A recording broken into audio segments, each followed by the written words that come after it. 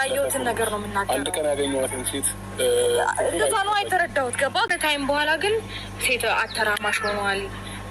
አደግ ሲዘራ ወይም ደግሞ የሆነ ነገር ሲያደርግ አይደለም የተቀረጸው የሰው ልጅ ሲያበላሽ። ሰላም ጤና ይስጥልኝ። እንዴት የተከበራችሁ ቤተሰቦች እንዴት ናችሁ? ነው ያለው እግዚአብሔር ይመስገን። ዛሬ እንግዲህ ሰብሰብ ብለው መጥተዋል ማለት ነው። አብርሽ ግን አሳዘነኝ ከምር ማለት ነው።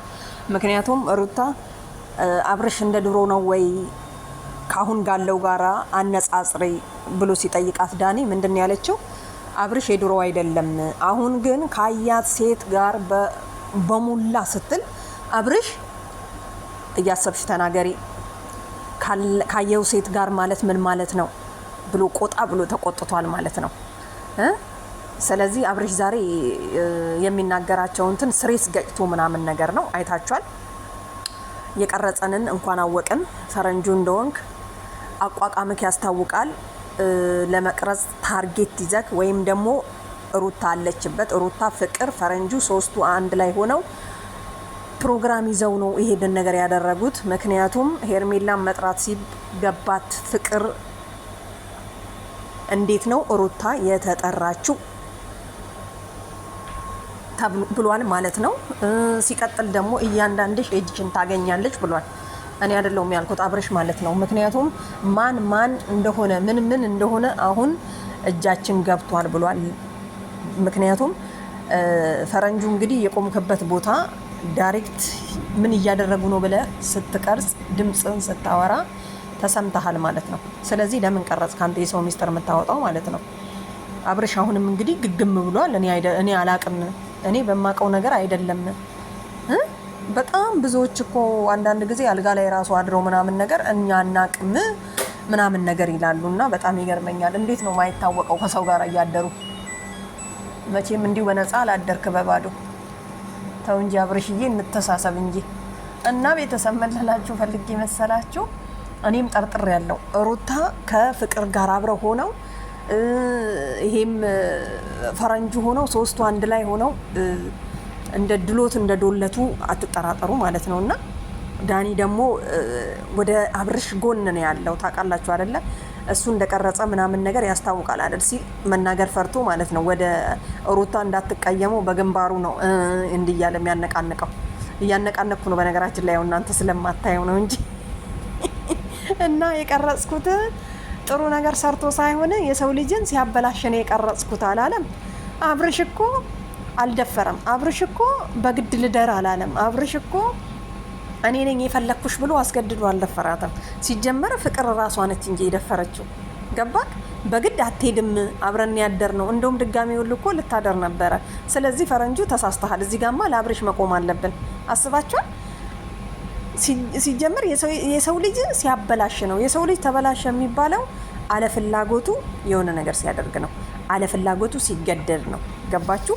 እንደውም በዚህማ ከተመጣ አብርሽ በሶስት ሰዎች ተገዷል ተብሎ እንደውም ለአብርሽ መቆም አለብን። እንደ ህጉ ከሆነ አለፍላጎቱ አልፈልግም፣ እኔ ሂጂልኝ፣ እኔ ሰላም ነው የምፈልገው፣ እኔ አትጨቅጭቁኝ፣ እረፍት ነው የምፈልገው ብሎ እስከ ማባረር ሴቶቹን የደረሰ ጀግና እንዴት ነው ሴት ልጅ ላበላሽ ሲል ቀረጽኩት ምናምን? ይሄንማ ማንም አይሰማህም። ለማንኛውም ሩታ እጅሽ ያለበት ነው የሚመስለኝ። እኔም ከፍቅር ጋር እንደው እንግዲህ አላቅም። ሄርሚ እንግዲህ ምንም ሄርሚ ያው ከክልል ለማውጣት ነው አሁንም እየተሞከረ ያለው፣ ግን የምትወጣ አይመስለኝም። አሁንም አብርሽ ሄዶ ተንበርክኮ ይቅርታ ብሎ ከሄርሜላ ጋር ነው አብሮ የሚሆኑ ብዬ አስባለሁ። እኔ ሳስበው ማለት ነው። እኔ ሳስበው እንደዛ ነው የሚመስለኝ። እና ቤተሰብ ለማንኛውም ምን ልላችሁ ፈልጌ መሰላችሁ? አብርሽና ዴቭ በፊትም አንዴዛ አንዴዚ ምናምን ነገር ነው ሮጥ የሚሉት ማለት ነው። ክፉ እንዳይባሉ ከማንም ጋር ነገረኛ እንዳይሆኑ ደግ አደረጉ። ለምን እንደሆነ ታውቃላችሁ? እነሱ ነገ ጠዋት ለሚታረቁት ለምን እነኚህ እንትን ይበሉ። ስለዚህ ቤተሰብ ጥሩ አድርጋችኋል። የመኖሩን እንትን ይዛችኋል። አሁን እቅዱን ማለት ነው። እንደዚህ ካልሆነ አይኖርም። ተመሳስሎ መኖር የሚለውን ዴቭና ዳኒ ናቸው የተዋወቁበት እና እኔ በጣም ነው ያሳዘነችኝ ሄርሚና ትናንትና በጣም ያሳዘነችኝ። ንገረኝ አለች። እንግዲህ ቆይ ልንገርሽ ላስረዳሽ ሲል ሳያስረዳሽ ጥላሽ ሄዷ ማለት ነውና አንዳንዴ በሆነ ነገር ስትጎዱ እኮ ይደጋግማቸዋል ታውቃላችሁ። ግን ለበጎ ነው። ሄርሜላ አሁን እንዲህ አይነት ስቃይ ውስጥ ትግባ እንጂ በኋላ ላይ ህይወቷ ፏ ያለ ህይወት ነው የምትኖረው። እዚህ ጋር ደግሞ ለእሷ ተንኮል የምታስቡ ደግሞ ያ ሁላችሁም የእጃችሁን ታገኛላችሁ ማለት ነው። ስለዚህ ሩታና ፍቅር ናቸው፣ ምንም አትሳሳቱ። ፍቅር ለሄርሜላ ንዴት አብረሽው እንዲያርጊ ምናምን ነገር ብላ አብረው ነው። አይዟችሁ ትደርሱበታላችሁ። አሁንም ምክንያት ለምን ፍቅር ለምን ሩታን ጠራች ለሚለው አብረሽ እኔም ደግፋለሁ። ፍቅርና ሄርሜላን ለመጉዳት ከሆነ ሩታ መምጣት አልነበረባት። ሄርሜላን ብቻ ነው ጠርታ ነይና እዩ አብረሽን የኔ ነው ወደዋለሁ ወዶኛል አብረን ያለ ነው ምናምን ነገር ብለሽ ብላ መጥራት የነበረባት። ሩታ ምን ልትሰራ መጣች? ሩታ ግን መንገድ ላይ ነው የተገናኘ ነው፣ በሩ ጋር ነው የተገናኘ ነው፣ እኔና ሄርሜላ አብረን አልመጣንም ምናምን አልሽ ማለት ነው። ይሁንልሽ፣ ምንም ማድረግ አይቻልም። እንግዲህ ዛሬ ዳኒ ጋዜጠኛ ሆኖ ነው ሲገዝጥ የነበረው።